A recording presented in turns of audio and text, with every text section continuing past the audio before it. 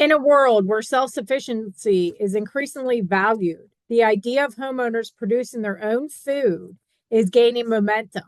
This shift represents a potential transformation in how we approach food production and consumption, as more individuals seek to take control of what they eat and reduce the reliance on external food sources.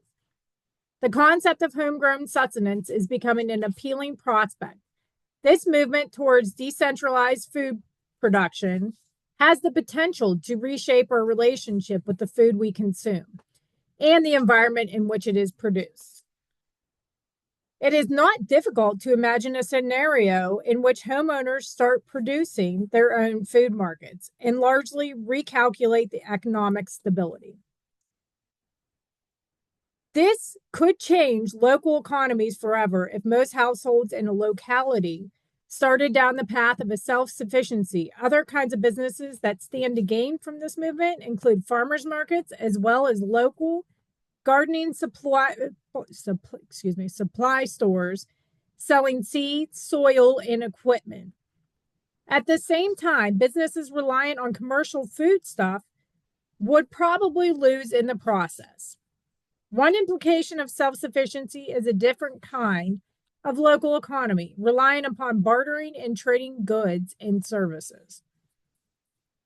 New consumers of largely locally produced produce would force markets to adjust.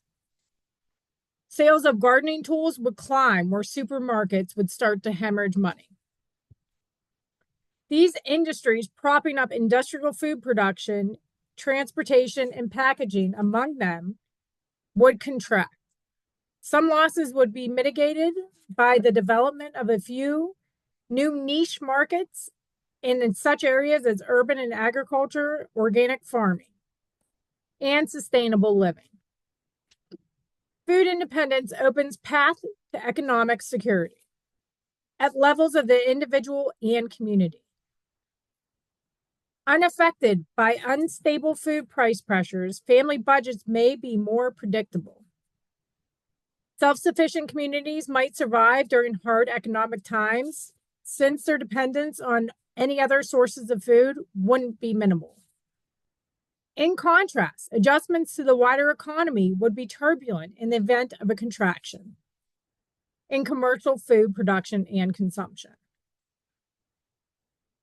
By reducing the consumption of processed foods, large-scale farming companies would lose a lot.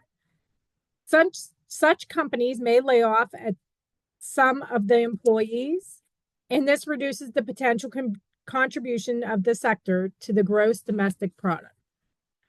On the other hand, resources currently utilized in a commercial agriculture would be released for different uses, such as renewable resource development or agricultural technological development.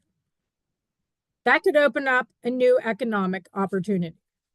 Self-sufficient agriculture faces many obstacles to transition. For one, many people lack the skill, knowledge, or area to grow their own food. It is also very time and work consuming, which could be quite exhausting for people with heavy workloads. Nevertheless, it also has its upsides. Lesser reliance on commercially prepared foods may translate into a much healthier kind of diet, less food expenditures, and much smaller carbon footprint. In addition, gardening advice and the exchange of vegetables can lend to a sense of camaraderie and cooperation. An onslaught of homeostatic agriculture could have both benefits and drawbacks.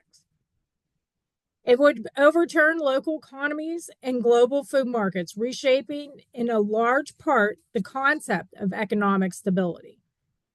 Though it would be good for individuals, families, and local communities because it improves the health and provides economic security for them. It would be bad for large-scale food production and for commercial food markets.